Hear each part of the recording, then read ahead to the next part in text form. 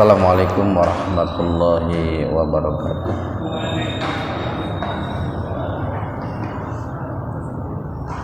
Innal hamdalillah nahmaduhu wa nasta'inuhu wa nastaghfiruh wa na'udzu billahi min syururi anfusina wa sayyiati a'malina. May yahdihillahu fala mudhillalah wa may yudlilhu fala hadiyalah. Asyhadu an la ilaha illallah wahdahu la syarikalah wa asyhadu anna Muhammadan abduhu wa rasuluh, amma ba'd.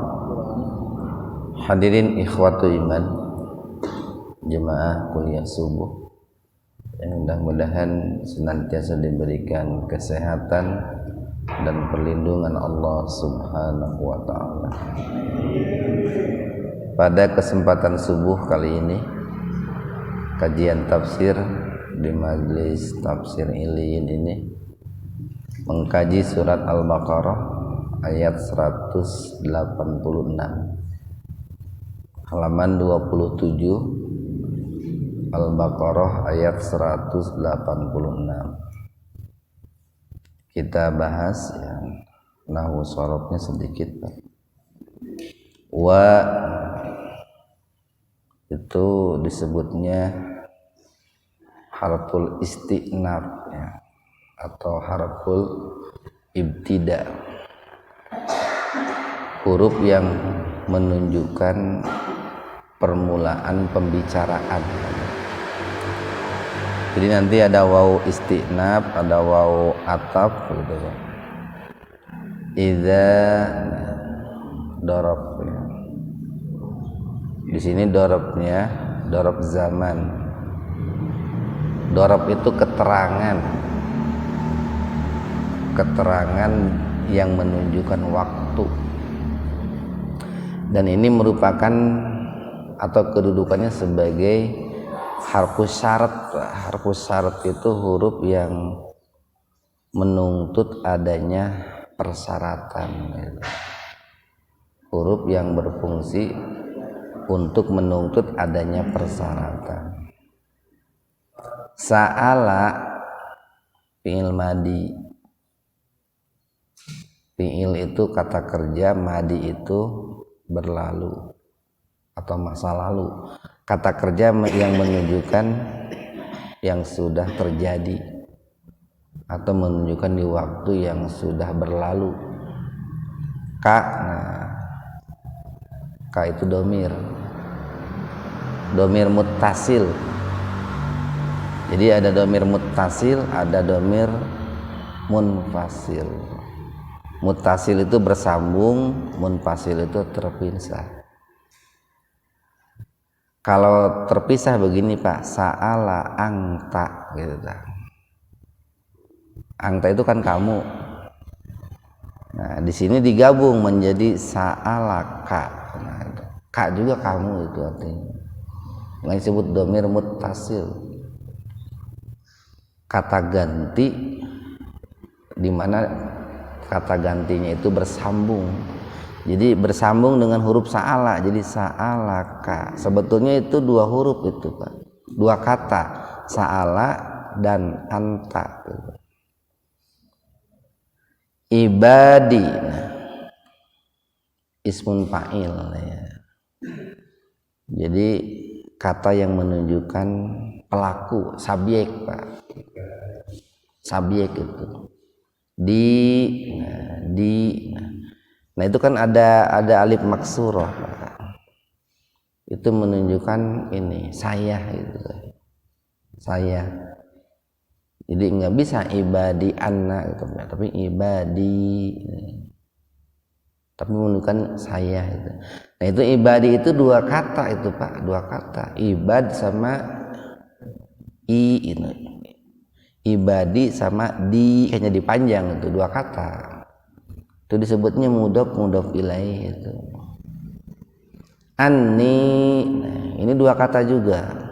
Satu an, dua ni. Satu an, dua ada ya itu. Annya itu disebut ismun majrur, atau harfu jar gitu ya. An itu kan harfu jar. Kemudian ada ya itu menunjukkan saya gitu. Jadi panjang anni, nah, saya itu. Ismun majrur. Nah fa-nya itu jawabus syarat. Kan tadi saya katakan idza harfu syarat, huruf yang menunjukkan adanya persyaratan, menuntut adanya persyaratan. Nah fa-nya itu jawabus syarat, huruf yang menunjukkan sebagai jawaban dari persyaratan yang diminta gitu kan. Jadi fa-nya jawabus syarat. Ini dua. Jadi fa ini itu 3 kata itu Pak. Fa, inna, kemudian karena menunjukkan saya jadi ni gitu. Ya-nya itu di inna harfu taukid, tapi karena menunjukkan saya harokat nunnya jadi kasroh jadi ni, kemudian pakai ya panjang tuh jadi fa ini ya itu. Qarib, khobar itu keterangan. Di sini menunjukkan keterangan tempat Pak. Kan ada keterangan waktu, ada keterangan tempat gitu. Nah di sini menggunakan sigah mubalaghah. Sigah mubalaghah itu ungkapan yang menunjukkan sangat dekat gitu. Ujibu. Nah, ujibu itu 2 kata sebetulnya. Ana dan ajaba itu. Ana ajaba digabung jadi ujibu gitu. Jadi ujibu itu fi'il mudhari, kata kerja yang menunjukkan sedang dan akan. Sedang dan akan itu. Berarti kan ada terus menerus itu. Nah, di sini domirnya domir mustatir Pak. Jadi nanti banyak macam-macam domir itu. Ini domirnya domir mustatir. Domir mustatir itu tidak kelihatan siapa, tidak dinampakkan gitu siapa subjeknya itu. Subjeknya itu di sini adalah ana, saya. Sayanya itu kembali kepada Allah itu. Saya kata Allah gitu Pak.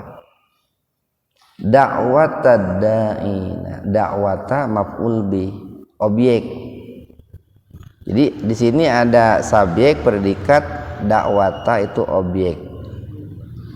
Objek itu artinya maf'ul. Atau maf'ul bih itu kalau diterjemahkan objek gitu.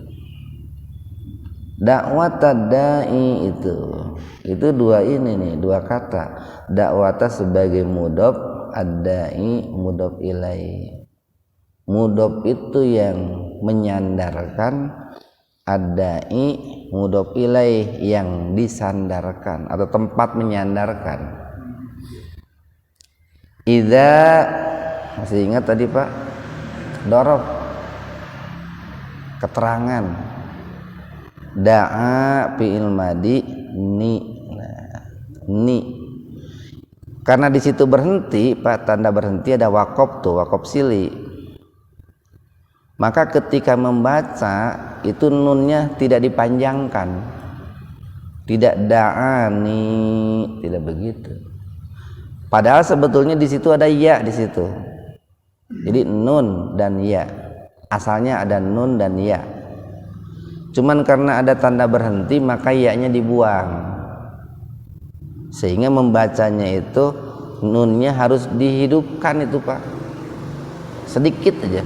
Idza da'ani gitu. Jadi jangan idza da'an ya. Apakah sama dengan misalnya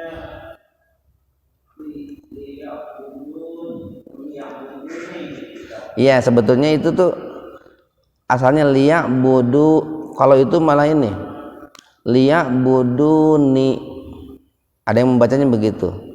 Ada yang liya'budunani. Nani. Ada ni, ada nani. Itu dua macam qiraah di situ. Jadi di situ sebetulnya ada ya yang menunjukkan saya. Yang menunjukkan saya. Sayanya itu kembali kepada Allah. Nanti kita jelaskan ya. Ya, terima kasih.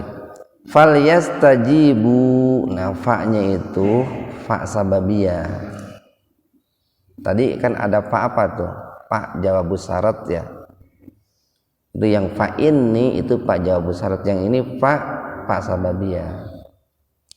Lalu setelah fa itu ada lam, itu disebutnya lamul amri. Lam yang berfungsi untuk menunjukkan perintah. Lam yang berfungsi untuk menunjukkan adanya sebuah perintah. Yastajibu. Nah, fi'il mudhari bu. Nah, itu bu itu dhamir muttasil itu, Pak. Dhamir muttasil. Li, nah li sama nih. Li dan ya itu menunjukkan li-nya itu harful milki, ya-nya itu dhamir kata ganti untuk anak. Li anak gitu. Kemudian jadi li. Wal yu'minu. Nah di sini wawunya wawu ataf, Pak. Tadi yang pertama di awal itu wawu isti'naf. Wawu isti'naf atau ibtida itu permulaan pembicaraan. Kalau yang ini wawu ataf itu wawu yang berfungsi untuk menyambung sebuah pembicaraan atau sebagai kata sambung lah, maka artinya dan. Jadi wal yu, kemudian ada lam tuh, setelah wawu ada lam, itu lamnya lamul amr, itu lam yang berfungsi untuk menunjukkan adanya sebuah perintah gitu. Yu'minu fi'il mudhari. Bi, nah bi itu panjang itu, Pak, karena menunjukkan saya di situ. La'alla, nah la'alla harfu taraji. Harfu taraji pernah kita bahas kan tuh di Al-Baqarah 183. Harfu taraji itu huruf yang berfungsi untuk menunjukkan harapan. Makanya sering diartikan mudah-mudahan. Hum domir muttasil lil goib gitu, Pak. Goib itu orang ketiga, Pak. Jadi ada domir mutakalim, Pak. Mutakalim itu yang berbicara. Ada domir mukhatab yang diajak bicara, ada domir goib yang dibicarakan. Saya, kamu, dia, nah gitu, Pak. Saya, kamu, dia, kan gitu. Ana, anta, huwa. Kalau banyak, nahnu, antum, hum. Kami, kalian, mereka, nah gitu, Pak. Itu domir itu namanya itu kalau dalam bahasa Arab. Yarsudun. Nah, yarsudun itu fi'il mudhari, itu fi'il mudhari. Ikhwanu fiddin arsadakumullah. Nah, nanti sedikit-sedikit itu kalau setahun itu udah lihai, Pak. Karena kan sudah terngiang-ngiang di kepala kita, sudah sering diulang-ulang domir gitu ya. Kemudian huruf apalah gitu, fi'il madi, fi'il mudhari, fi'il amr. Sesuatu itu kalau sering diulang-ulang itu akan dipahami juga gitu. Ikhwanu fiddin arsadakumullah. Al-Baqarah 186 ini kan merupakan ayat yang Allah simpan gitu, di antara ayat-ayat yang berbicara tentang ibadah saum. Dari 183 sampai 185 itu bicara saum. Kemudian 187 sampai 188 itu pun berbicara tentang saum. Nah, cuman yang 186 ini kan seolah-olah gitu ya, secara lahir ya, itu tidak nampak sedang berbicara tentang saum. Itu kalau sepintas dilihatnya tidak ada kaitannya dengan ibadah saum. Sehingga seolah-olah ayat ini terkesan terselip gitu ya. Terkesan terselip. Padahal bukan terselip ayat ini, Pak. Sebetulnya ayat ini sengaja Allah selipkan gitu ya. Jadi Al-Baqarah 186 ini bukan terselip di antara ayat-ayat saum, tapi sengaja Allah selipkan di tengah-tengah ayat yang berbicara tentang saum. Dan itu munasabahnya, Pak, korelasinya karena antara saum dengan doa gitu. Ini kan ayat yang berbicara tentang doa. Antara saum dengan doa itu memiliki kaitan yang sangat kuat gitu. Memiliki kaitan yang sangat erat. Itu kalau kita lihat umpamanya dalam sebuah hadis itu ya, Rasul sallallahu alaihi wasallam beliau pernah bersabda,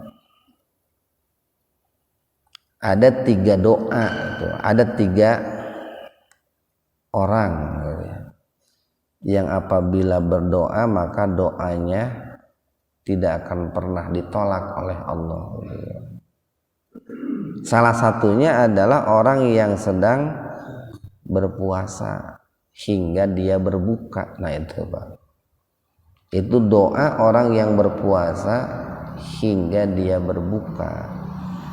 Jadi pada saat kita sedang melaksanakan saum, itu sebetulnya merupakan waktu-waktu yang sangat mustajab gitu, Pak.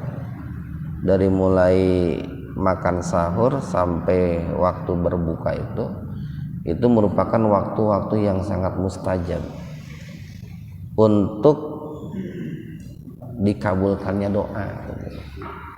Nah itu salah satu bukti bahwa antara saum dengan doa itu punya kaitan yang sangat erat. Kita lanjutkan. Wa idza dan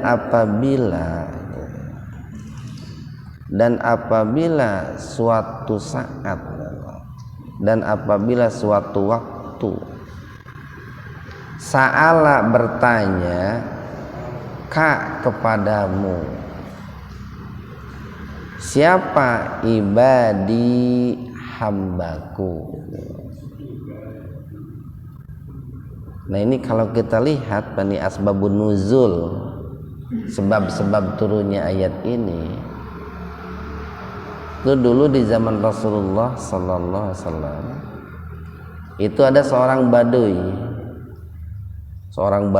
lah.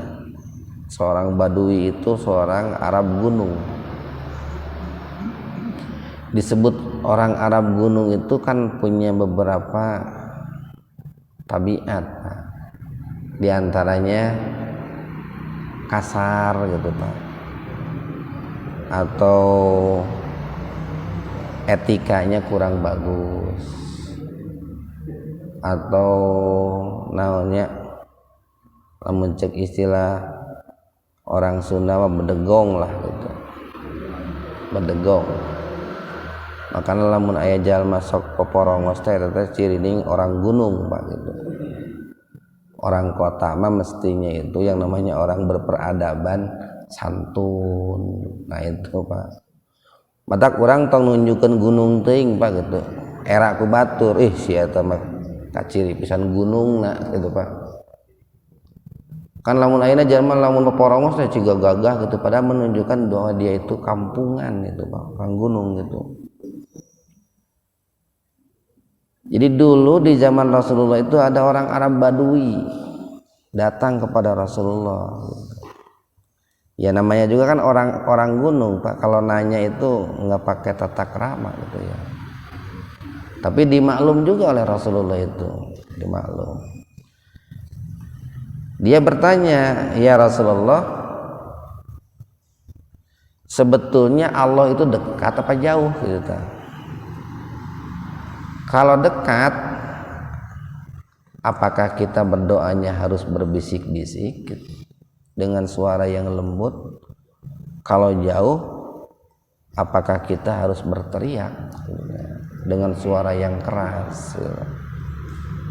Nah, lalu waktu itu Rasulullah tidak langsung menjawab, Pak. Rasulullah tidak langsung menjawab. Tapi Rasulullah itu menunggu turunnya wahyu untuk menjawab pertanyaan si orang Arab Badui itu. Nah, turunlah nih. Wa idza sa'alaka ibadi anni fa inni qarib. Jadi kata Allah, fa inni qarib. Nah itu Pak. Sesungguhnya aku ini sangat dekat itu Pak.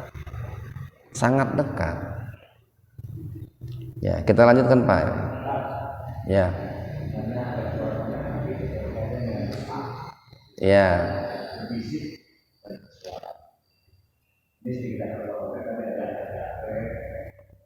Kalau kita sholat berjamaah, Ya. kadang-kadang ada orang yang konsentrasinya tinggi, ada yang tidak tinggi. Misalnya sebelah kita membaca pada saat sujud, ketiga bacaan kadang sama saja kita pegang. Ini menurut hukum gimana? Apakah kita batal ataukah gimana? Ataukah kita gimana baca? Oh gitu ya. Ya jadi begini Pak. Ini kan ayat yang tadi itu merupakan sebuah jawaban ya dari Allah Subhanahu wa taala terhadap pertanyaan orang Arab Badui tadi, bahwa Allah itu sangat dekat gitu. Allah itu sangat dekat. Maka jawaban Rasulullah tadi itu sekaligus Pak ya, sekaligus memberikan sebuah isyarat karena Allah itu sangat dekat. Maka ketika kita berdoa itu tidak perlu itu dengan suara yang keras itu. Bahkan suatu hari Rasulullah pernah menegur seseorang yang berdoa dengan suara keras. Kata Rasulullah, kamu itu bukan berdoa kepada dat yang tuli, tapi kamu itu berdoa kepada dat yang maha mendengar gitu ya. Jadi kamu itu berdoa kepada dat yang maha mendengar. Ini saya lagi nyari ini ayatnya, kalau nggak salah itu di surat Al-A'raf itu Pak, di surat Al-A'raf. Nah itu dijelaskan, cuman saya lupa lagi ayatnya nih. Barangkali ada yang ingat nanti bapak-bapak itu ya, di surat Al-A'raf itu dijelaskan tentang tata cara berdoa kepada Allah Subhanahu wa taala. Jadi harus dengan suara yang lembut Pak, dengan suara yang berbisik-bisik. Nah, terlebih-lebih ketika kita itu berdoa di forum yang di situ kan samping kanan dan samping kiri kita itu ada orang lain juga gitu. Itu kan orang yang di samping kanan samping kiri kita itu akan terganggu, konsentrasinya itu terganggu itu Pak, dengan adanya suara yang ada di samping kanan dan samping kirinya gitu. Kenapa terganggu? Kan dia sedang berdoa tapi kan dia punya telinga Pak.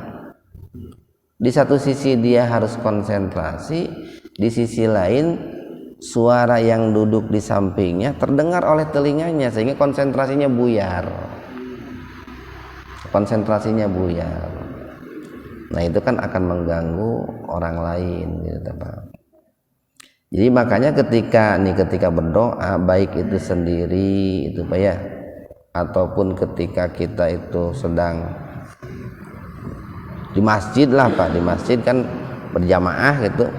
Nah, berdoanya dalam hati lah, dalam hati. Karena kita berdoa itu kepada Dat yang Maha mendengar. Di sisi lain supaya hubungan kita, hablum minanas kita apa nih? Hablum minanas kita, hubungan kita dengan sesama manusia itu tidak merugikan orang lain ya, atau tidak mengganggu orang lain. Ya, terima kasih Pak. Jadi ya Mangga Pak, gimana?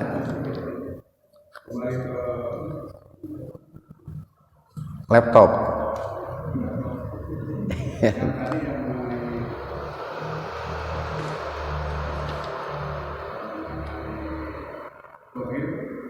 Iya.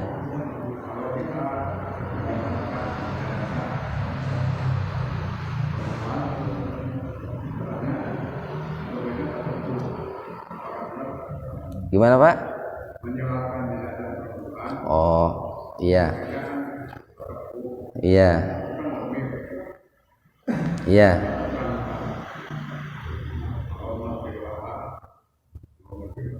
Iya, terima kasih Pak. Berkenaan dengan domir ya, itu suka nanti ada kaitannya dengan doa ketika mendoakan orang yang meninggal. Bagaimana kalau yang meninggalnya itu perempuan kan gitu ya? Kan kalau dalam hadis itu doa untuk orang yang sudah meninggal itu kan Allahumma gfir lahu warhamhu wa'afihi wa'fu anhu. Itu domirnya pakai domir untuk mudzakkar, untuk jenis laki-laki, sehingga pakai hu gitu. Nah, bagaimana kalau yang meninggalnya perempuan? Nah, di sini ada yang melihatnya bahwa domir di situ kembali kepada jenazah, artinya kepada mayit Pak. Sehingga kalau domirnya itu dikembalikan kepada mayit, kata mayitun, berarti semuanya menggunakan hu, karena di situ yang digantinya adalah kata mayit. Maka mau laki-laki atau perempuan domirnya tetap hu. Tapi ada yang melihatnya itu dikembalikan kepada orang yang meninggal. Kalau yang meninggalnya laki-laki hu, kalau yang meninggalnya perempuan itu ha. Maka yang melihatnya dikembalikan kepada orang yang meninggal itu biasanya Allahumma gfir laha warhamha wa'afiha wa'fu anha. Tetapi kalau kita melihat redaksi hadisnya Pak, redaksi hadisnya tidak ada redaksi hadis Allahumma gfir laha warhamha wa'afiha wa'fu anha, nggak ada. Redaksi hadisnya itu umum, Allahumma gfir lahu warhamhu wa'afihi wa'fu anhu wa akrim nuzulahu wa wasi madkhalahu wabdilhu daron khairan min darihi. Nah itu, wa ahlan khairan min ahlihi, wakihi, enggak wakiha Pak, wakihi fitnatal qabri. Semuanya itu domirnya domir untuk laki-laki, seperti halnya assalamualaikum gitu ta. Kumaha lamun didinya teh awewe kabeh gitu, apakah assalamualaikum gitu, atau tetap assalamualaikum? Itu kalau kita ketemu dengan kelompok perempuan unggul Pak, saudara kita punya perempuan semua, bilangnya assalamualaikum, assalamualaikum nak, assalamualaikum kan ya. Atau seorang ustadz lagi ceramah di depan jamaah ibu-ibu, tetap saja kan assalamualaikum, padahal yang dihadapi perempuan. Nah, itu bagi pendapat yang pertama, mestinya kamu itu assalamualaikum nak. Kalau doa untuk jenazah mau dirubah jadi Allahumma gfir laha kan gitu. Itu menurut pendapat yang pertama bahwa doa itu tetap saja Allahumma gfirlahu warhamhu, sekalipun jenazahnya itu perempuan. Ya, terima kasih Pak Jani. Kita lihat nih. Di sini kata ibadi, Pak, ibadi itu ada huruf ya-nya. Tadi kita katakan domir kata ganti untuk anak.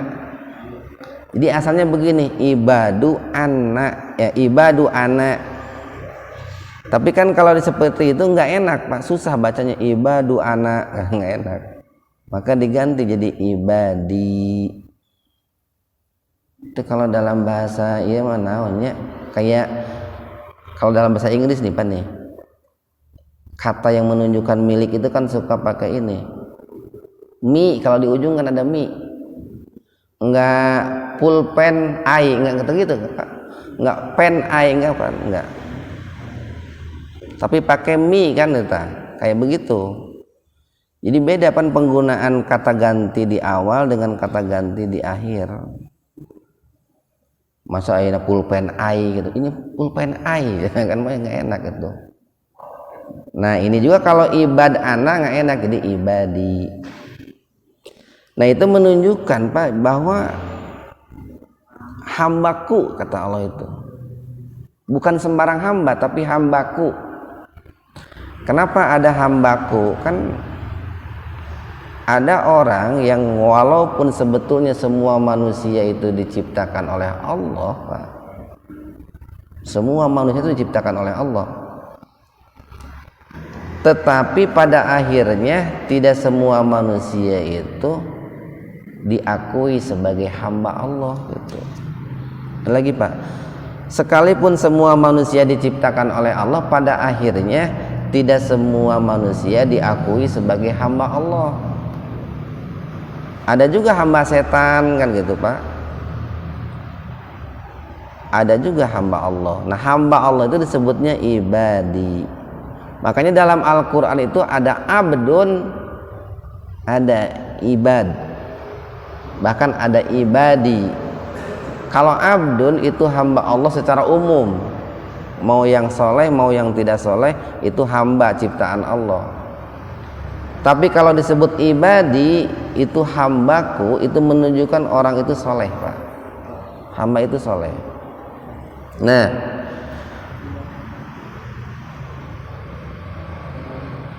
kenapa kok Allah itu menggunakan kata hambaku Pak? Menggunakan kata hambaku. Ini ada sebuah motivasi Pak.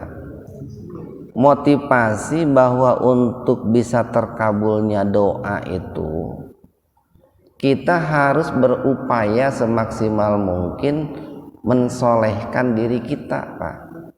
Motivasi Pak ya. Tapi jangan juga muncul sebuah keyakinan orang mah ngadoa teh ek nitah batur we gitu. Kenapa? Karena diri saya itu kotor, mau nyuruh orang aja lah.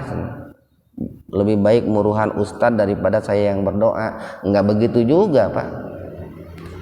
Kita harus berusaha maksimal untuk menjadikan diri kita sebagai hambaku, hamba Allah maksudnya.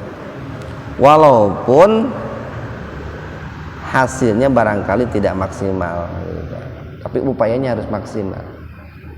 Kita sering gambarkan begini Pak nih, kenapa ada hamba Allah, ada bukan hamba Allah. Ada orang nih punya anak 3, semuanya kan dilahirkan dari rahim yang sama, dari rahim ibu yang sama. Tapi dalam perjalanannya kan yang 3 itu ada kalanya umpamanya yang 1 itu jahat, yang kedua soleh, yang ketiga sangat soleh gitu Pak ya. Nah yang 1, yang pertama yang jahat ini sudah berkali-kali melakukan kejahatan Pak. Berjudi lah, mabuk lah, berzina lah, dan membunuh dan lain sebagainya. Pada akhirnya kan orang tuanya malu itu Pak, malu sama temennya, sama tetangganya, sama sahabatnya, karena kejahatannya sudah sangat banyak dan melampaui batas. Seringkali kan ada orang tua tidak mau mengakui itu anaknya gitu. Silahkan sajalah mau dikumahakeun gitu. Saya sudah tidak tahu menau gitu. Saya tidak mau ngurusin. Malah kalau ditanya itu anak kamu bukan gitu. Padahal dia yang melahirkan, Pak. Nah, sama banyak manusia itu kan diciptakan oleh Allah. Tapi ketika ada manusia yang kejahatannya sudah melampaui batas, Allah pun tidak mau mengakui sebagai hambanya, Pak itu. Makanya di sini ada ya, ibadi, hambaku, itu menunjukkan yang soleh.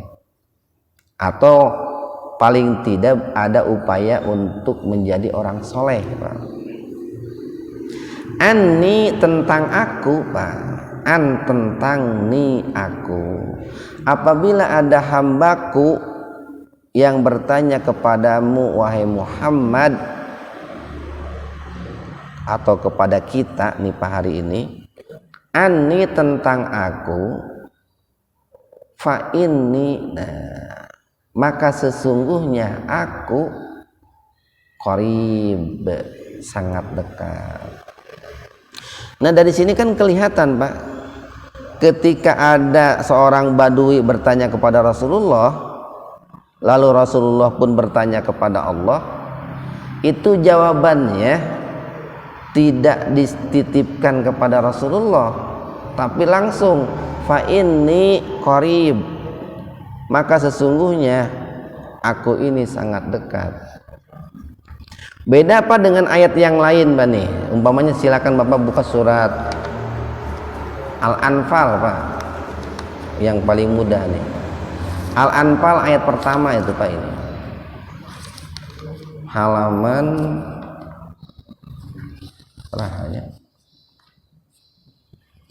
Surat Al-Anfal ayat pertama itu halaman 177.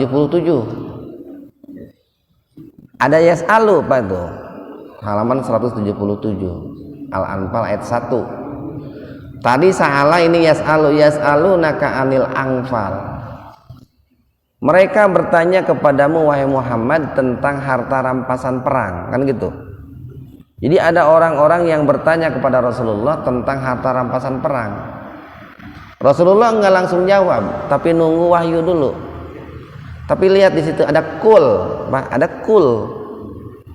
Katakan oleh wahai Muhammad, al-anfal, harta rampasan perang itu lillahi war rasul, milik Allah dan Rasul. Di sini ada kul, Pak, di Al-Anfal ayat 1 itu. Kalau di Al-Baqarah 186 itu enggak ada kul. Tapi langsung fa inni qarib. Enggak, kul fa inni qarib, enggak begitu. Nah ini oleh para ulama disimpulkan begini, Pak. Ketika kita itu ini punya hajat, ya, kita punya kebutuhan yang berkaitan dengan urusan duniawi kita, Pak, itu ada baiknya kita itu berdoa langsung kepada Allah tanpa melalui perantara, tanpa melalui wasilah, Pak. Kalau berkaitan dengan urusan duniawi kita, idealnya gitu, Pak, idealnya. Dan kalaupun mau menggunakan perantara, perantaranya harus orang yang masih hidup. Jangan menggunakan perantara orang yang sudah meninggal. Nah ini banyak orang yang berdoa kepada Allah itu meniru ajaran orang luar Islam, di mana ajaran orang luar Islam itu kan ketika berdoa menggunakan perantara orang yang sudah meninggal. Banyak umat Islam itu yang berdoa itu menggunakan perantara orang yang sudah meninggal. Itu nggak bisa itu, kecuali kalau orang itu masih hidup. Cuman itu bukan pilihan ideal, Pak, bukan pilihan ideal, bukan. Bagusnya itu sendiri. Jadi kalau begini nih, lebih bagus mana Pak Ian datang ke saya minta didoakan dengan Pak Ian berdoa sendiri? Lebih bagus Pak Ian berdoa sendiri itu. Tetapi tidak disalahkan juga Pak Ian datang ke saya minta didoakan. Tidak salah, cuman lebih bagus sendiri. Tapi ketika saya sudah meninggal, lalu Pak Ian datang ke kuburan saya untuk didoakan, itu salah total itu Pak. Salah total, karena saya sudah meninggal. Kenapa saya katakan lebih bagus Pak Ian yang berdoa sendiri? Karena Pak Ian yang punya kebutuhan, Pak Ian yang merasakan pahit ketirnya masalah yang dihadapi itu kan Pak Ian yang merasakan. Kalau saya kan paling insya Allah Pak Ian nanti saya doakan. Boleh jadi untuk orang tertentu serius dan tidak hanya mendoakan, tergantung isi amplopnya Pak. Pak Ian nyuruh saya mendoakan temere duit, ngadoan aja sakahayang saya meureun Pak, teu temuruhan kan gitu. Amplopna rada kanel, menurut saya rada serius ngadoana gitu. Lamun amplopna tiis mah tipis, ya sesuai amplop berarti Pak gitu, amplop kayak tipis gitu. Beda kalau Pak Ian yang berdoa langsung, bisa itu sambil menangis karena dia yang merasakan masalahnya. Ya.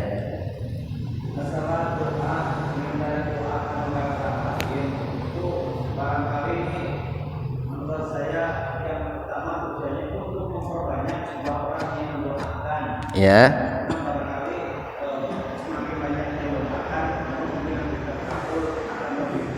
Ya.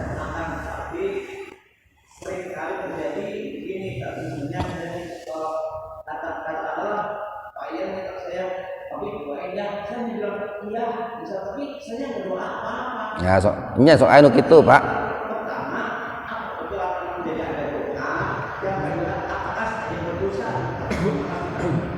Ya jangankan orang lain, kadang orang tua begitu. Sok cenah ku mamah ku bapak didoakeun. Ngadoakeun mah henteu Pak gitu. Sok nak sama bapak sama ibu didoain. Bari enggak mendoakan gitu. Nah, cuman begini Pak nih. Jangan salah paham. Tidak dilarang kita minta didoakan kepada orang lain, tidak dilarang selama orang itu masih hidup. Cuman yang lebih bagus satu, berdoa sendiri kalau urusan duniawi kayak. Kemudian yang kedua, alangkah baiknya kita mendoakan orang lain itu tanpa dipinta. Gitu Pak. Yang lebih baik itu mendoakan orang lain tanpa dipinta oleh orang itu. Itu yang lebih bagus Pak. Makanya kan Nabi mengatakan begini, dakwatul mar'il muslim li akhihi mustajabah. Doa seorang muslim untuk saudaranya itu makbul itu Pak. Makbul. Sementara saudaranya itu ingdal goibi, dalam keadaan tidak tahu. Jadi kalau saya mendoakan bapak-bapak, lalu bapak-bapak itu tidak tahu kalau saya doakan, itu lebih makbul ketimbang bapak-bapak minta ke saya untuk didoakan Pak. Kenapa? Karena pada diri orang yang didoakan itu ada malaikat yang mengaminkan gitu Pak. Ada malaikat yang mengaminkan. Orangnya tidak tahu, tapi malaikat yang menyertai orang itu tahu bahwa saya itu mendoakan. Bahkan malaikat itu mendoakan itu walaka bimislin itu. Dan untuk kamu pun Muhaimin akan mendapatkan apa yang seperti kamu doakan. Jadi kalau saya mendoakan Abah Ridwan, mudah-mudahan Abah Ridwan teh selalu sehat. Abah Ridwan nggak tahu, itu lebih makbul itu. Lalu malaikat mengaminkan doa saya itu sambil mendoakan, mudah-mudahan kamu juga Muhaimin selalu sehat, kata malaikat begitu. Makanya begini Pak, dalam hidup itu, dalam menjalani hubungan hablum minan nas itu, kita itu harus rajin mendoakan sesama muslim, harus rajin. Dulu saya itu ketika pesantren itu tara minta didoakan ke kiai, tapi saya sok cari muka di depan kiai, Pak. Aya kalana pangnyapukeun halaman gitu. Aya kalanya bersihin toiletnya. Kenapa? Saya ingin si kiai itu kenal saya, lalu beliau rajin mendoakan saya gitu. Cuman saya nggak minta didoakan, Pak, gitu. Kan dengan seringnya saya menyapu, membersihkan rumah, otomatis beliau kan kenal. Mungkin dalam waktu-waktu beliau berdoa terbayang juga wajah saya yang pernah menyapu rumahnya gitu, Pak. Nah, siapa tahu didoakan begitu.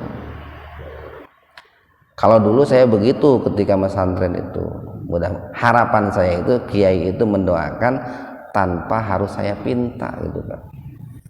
Karena tadi berdasarkan hadis Nabi itu mustajabah itu lebih makbul.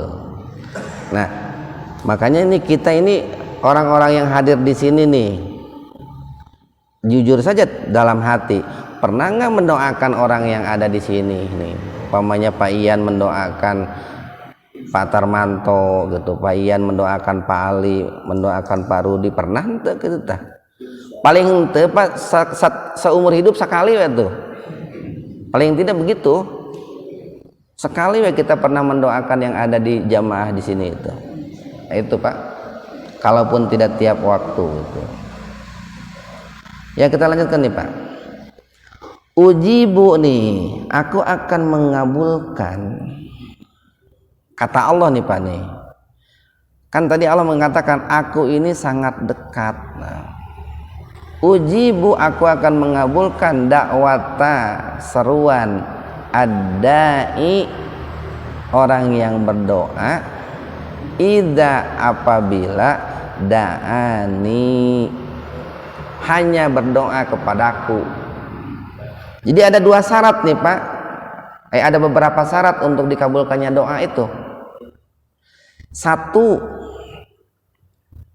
kita harus berupaya dengan maksimal menjadikan diri kita orang soleh, menjadi hamba Allah, menjadi ibadi, kata Allah itu. Kemudian yang kedua, suaranya itu dengan suara yang lembut, dengan suara berbisik-bisik dalam hati, seperti jawaban Rasulullah kepada orang Badui tadi. Allah itu sangat dekat. Dijelaskan dalam ayat lain, Al-A'raf kata saya tadi itu, yaitu bahwa kita itu berdoa kepada Allah dengan suara yang lembut. Itu. Yang ketiga, syarat dikabulkannya doa itu idza da'ani, apabila hamba tersebut hanya berdoa kepadaku. Jadi kalau selama ini kita pernah berdoa, Pak, lalu doanya belum juga dikabul oleh Allah, boleh jadi, Pak, boleh jadi kita berdoanya bukan hanya kepada Allah. Mungkin di satu waktu berdoa kepada Allah, di sisi lain berdoa juga kepada selain Allah. Doa itu kan artinya dua, Pak.